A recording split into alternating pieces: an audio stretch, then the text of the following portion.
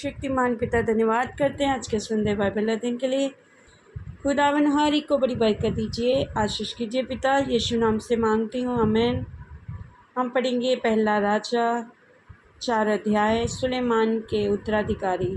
राजा सुलेमान तो समस्त इस्राएल के ऊपर राजा नियुक्त हुआ था और उसके हाकिम ये थे अर्थात सादोक का पुत्र अजैया याजक और शीशा के पुत्र अहेलीहोरेप और अहिया प्रधानमंत्री थे।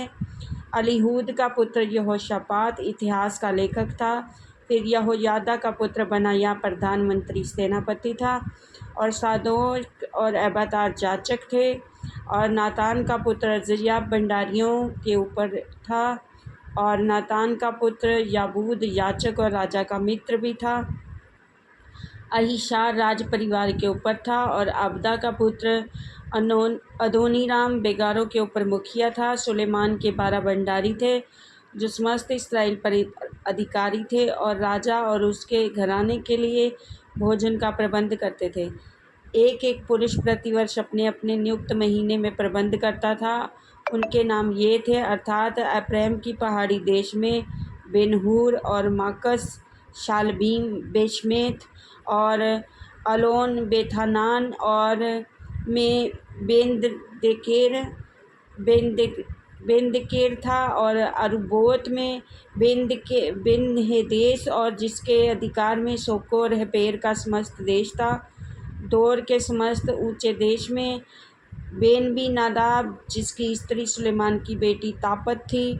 अलीहूद का पुत्र बाना जिसके अधिकार में तानाक, मगिदो और बेतशान का वह देश था जो सारतान के पास और जिज्रेल के नीचे और बेतशान से ले अबेल लमहोला तक अर्थात योकमाम की परली और तक है।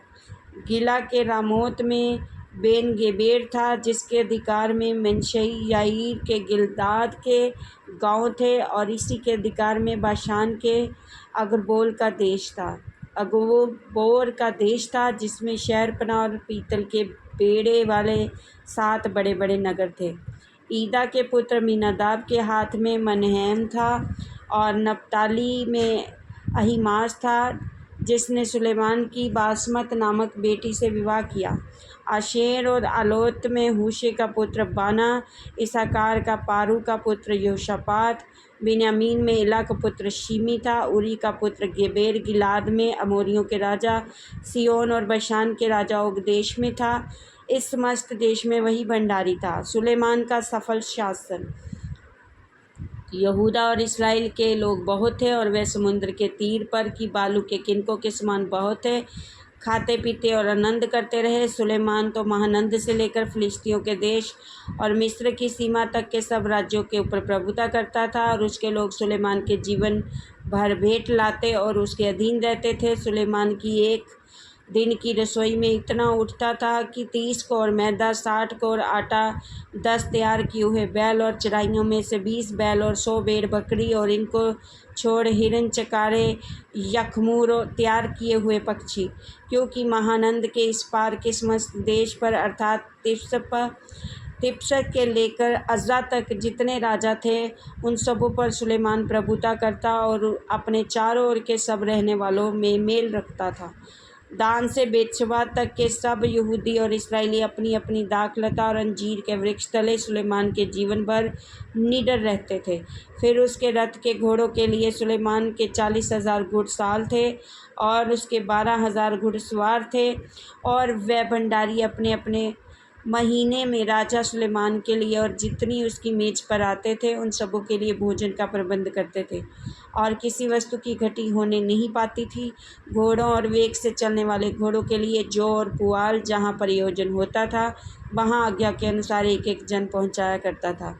परमेश्वर ने सुलेमान को बुद्धि दी और उसकी समझ बहुत ही बढ़ाई और उसके हृदय में समुद्र तट के बालू के किनकों के तुल्य अनगिनत गुण दिए। और सुलेमान की बुद्धि पूर्व देश से सब निवासियों और मिस्रियों को भी बुद्धि से बढ़कर बुद्धि थी और वह तो और सब मनुष्यों से वरन एतान, एजरेही और हेमान और माहौल के पुत्र कलकोल को और दर्दा से भी अधिक बुद्धिमान था। और उसकी कीर्ति चारों ओर की सब जातियों में फैल गई। उसने 3000 नीति वचन कहे और उसके 1005 गीत भी हैं। फिर उसने लबानोन के देवदारों से लेकर भीत में से उगते हुए जूफा तक के सब पेड़ों की चर्चा की और पशुओं को रेंगने वाले जंतुओं और मछलियों की चर्चा की। और देश देश के लोग पृथ्वी पर के सब राजाओं की ओर से जिन्होंने सुलेमान की बुद्धि की कीर्ति सुनी थी, उसकी बुद्धि की बातें सुनने को आया करते थे। इस वचन के द्वारा पर ब्लेस करेंगे। आमीन। सबको जय मसीह।